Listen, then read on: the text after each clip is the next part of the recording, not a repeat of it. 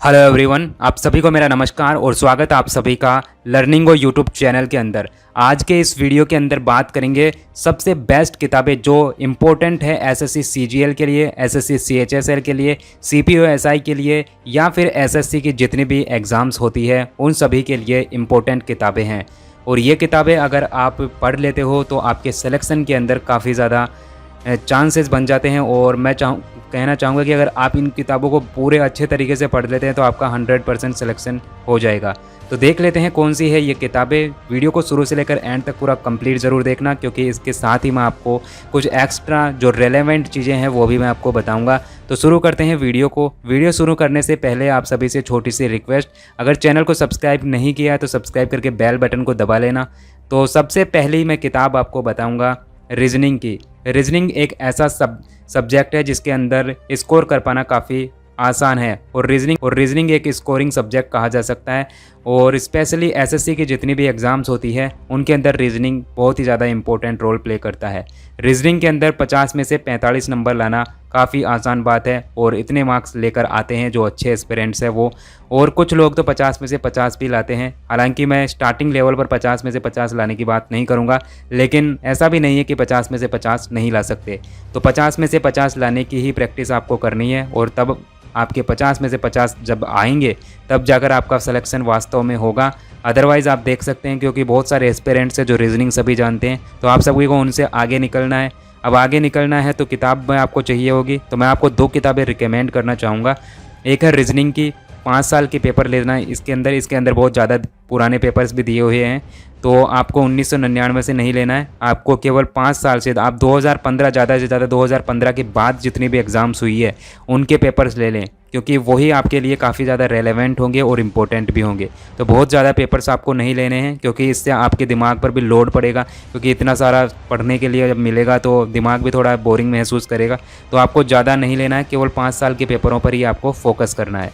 आगे बात कर लेते हैं एक कंसेप्ट वाली रीजनिंग की किताब पर। कंसेप्ट वाली रीजनिंग किताब मैं आपको रिकमेंड करूंगा राकेश यादव की जो रीजनिंग की किताब आती है वो।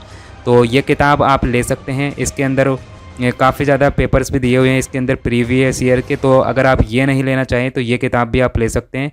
इसके अंदर प्रीवियस ईयर के पेपर्स भी दे रखे हैं और काफ़ी ज़्यादा ट्रिकी चीज़ें भी दे रखी है। तो दोनों में से एक किताब ले लीजिएगा, या फिर आप अलग अलग ख़रीदना चाहते हैं, भैया मैं तो अलग अलग खरीदूंगा, प्रीवियस ईयर के अलग खरीदूंगा और यहाँ पर कंसेप्ट वाली किताब अलग खरीदूंगा, तो वो भी आप देख सकते हैं। लेकिन ये किताब आप अच्छे से देख लेना, ये किताब अच्छी है, काफ़ी अच्छी किताब बताते हैं लोग और काफ़ी अच्छी किताब है ही वास्तव में ये।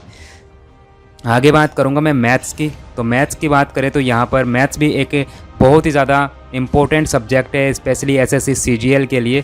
वैसे तो सभी एग्ज़ाम्स के लिए इम्पोर्टेंट है, लेकिन स्पेशली एसएससी सीजीएल के लिए इसीलिए इम्पोर्टेंट है क्योंकि टियर 2 के अंदर मैथ्स काफ़ी ज़्यादा आती है और मैथ्स ही ज़्यादा इंपॉर्टेंट रोल प्ले करता है। इंग्लिश और मैथ आती है तो मैथ ज़्यादा इंपॉर्टेंट हुआ कि नहीं। तो मैथमेटिक्स के लिए आप रिकमेंड करूँगा आप सभी को यहाँ पर सबसे पहले तो राकेश यादव के क्लास नोट्स ले लीजिए। क्लास नोट्स पढ़ने के बाद में आपको लगाने हैं प्रीवियस ईयर के ये पेपर्स, इनको भी आप सोल्व कर लें। क्लास नोट्स जब आप सोल्व कर लोगे, अच्छे तरीके से सारे पढ़ लोगे, सीख लोगे, उसके बाद में आपको प्रीवियस ईयर्स के पेपर लगाने हैं। इसके अलावा आप मॉक टेस्ट भी लगा सकते हैं। मॉक टेस्ट के लिए आप कोई भी ले सकते हैं।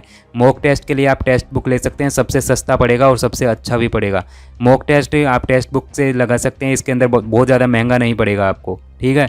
इसके अलावा अगर आप किसी और का लगाते हो तो वो काफ़ी ज़्यादा महंगे पड़ेंगे। हालांकि टेक्स्ट बुक का कुछ लोग बोलते हैं कि ये बहुत बुरा है, टेक्स्ट बुक का टेस्ट सही नहीं है। काफ़ी अच्छा टेक्स्ट बुक का, और बहुत ही अच्छा तो मैं नहीं कहूँगा लेकिन काफ़ी अच्छा है, दे सकते हैं आप। आगे बात करते हैं यहाँ पर क्लास नोट्स की बात करी ली। क्लास नोट्स के अलावा यहाँ पर ले सकते हैं आप पिछले 5 साल के पेपर। अगर आप ज़्यादा लेना चाहते हैं तो ले सकते हैं, वो आपकी अपनी एक इच्छा है, लेकिन मैं आप सभी को रिकमेंड करूँगा कि 5 साल से ज़्यादा पेपर्स आप पुराने ना ले। तो 2015 या 16 से जितनी भी एग्ज़ाम्स हुई है, 16 की एग्ज़ाम हुई थी जो ऑनलाइन एग्ज़ाम हुई थी, तो 16 के बाद में जितनी भी एग्ज़ाम्स हुई है उसके पेपर्स ले सकते हैं। आपको जो मेंस एग्ज़ाम है उसके पेपर भी करने हैं और प्री एग्ज़ाम है उसके पेपर भी करने हैं। ओके, तो दोनों ही आपको करने हैं यहाँ पर, और तभी जाकर आप वास्तव में तैयारी पूरी हो पाएगी। और जब आपकी तैयारी पूरी हो जाएगी तो आपका सिलेक्शन भी वास्तव में हो जाएगा। तो ये दोनों चीज़ें जो मैंने आपको बताई है, पिछले 5 साल के पेपर करने हैं और राकेश यादव की ये क्लास नोट्स वाली किताब करनी है। तो दोनों चीज़ अगर आप कर लोगे तो आपके सिलेक्शन के चांस बहुत ज़्यादा बढ़ जाते हैं और आपका जो स्कोर है वो भी आप वास्तव में बहुत ज़्यादा इंक्रीज़ होगा। तो इन 2 किताबों को आप बहुत अच्छे से करिए। मैं चाहूँगा कि आप इनको कम से कम 4-5 बार इन किताबों को पढ़ें, और 4-5 बार अगर आप इन किताबों को पढ़ लोगे तो आपका रिवीजन भी काफ़ी ज़्यादा बेटर हो जाएगा, और उसके बाद में आपका सिलेक्शन वास्तव में 100% होगा। कोई घबराने की ज़रूरत नहीं है, क्योंकि ये 2 किताबें आपके लिए मील का पत्थर साबित होंगी। आगे बात कर लेता हूँ अंग्रेजी भाषा की। इंग्लिश की बात करूँगा तो इंग्लिश के अंदर वोकेबलरी भी इंपॉर्टेंट रोल प्ले करती है। इसके अंदर वोकेबलरी के जैसे कि फिल इन द ब्लैंक्स वाले भी वोकेबलरी बेस्ड आ जाते हैं। इसके अलावा क्लोज टेस्ट भी वोकेबलरी बेस्ड आ जाते हैं, और वोकेबलरी, सिनोनिमस, एंटोनिमस, ये सारे के सारे वोकेबलरी के अंदर ही आते हैं। तो वोकेबलरी बहुत ज़्यादा इंपॉर्टेंट रोल प्ले करती है, और वोकेबलरी के लिए आप एक किताब ले सकते हैं, black book of English vocabulary. ये एक जो क्यूमैथ्स के फाउंडर है, क्यूमैथ्स अगर आपने नाम सुना होगा तो क्यूमैथ्स के ये फाउंडर है निखिल गुप्ता, इनकी है ये किताब। ले सकते हैं आप, काफ़ी ज़्यादा अच्छी किताब बता रहे हैं लोग, रिव्यूज़ काफ़ी अच्छे हैं। आगे बात कर लेते हैं यहाँ पर इंग्लिश की जो पिछले सालों के पेपर्स हैं उनकी।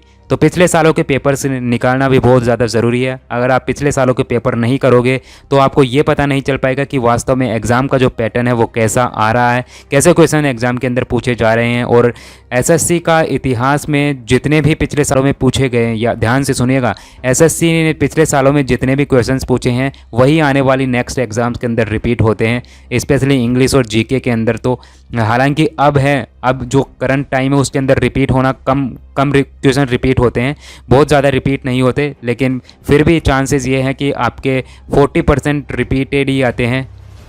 ओके, अभी नए वर्ड्स अभी आने लगे हैं लेकिन इतने नहीं आते, रिपीटेड काफ़ी ज़्यादा होते हैं और उन्हीं से रिलेटेड चीज़ें होती है। तो यहाँ पर आपको एक मोटा मोटा आइडिया मिल जाएगा कि भैया कैसा पेपर आता है, कैसा एग्ज़ाम का पैटर्न है, कैसे सोल्व करेंगे, क्वेश्चन का टाइप क्या होता है, सारी की सारी चीज़ें आपको पिछले साल के जो पेपर्स आप सोल्व करोगे उसमें समझ में आ जाएगी। तो ये है एक MB पब्लिकेशन की किताब, ये देख सकते हैं। बाकी सारे लिंक्स मैं आपको डिस्क्रिप्शन बॉक्स के अंदर दे दूँगा, तो वहाँ से आप डायरेक्ट परचेज कर सकते हैं, तो कहीं पर जाने की आपको ज़रूरत नहीं है।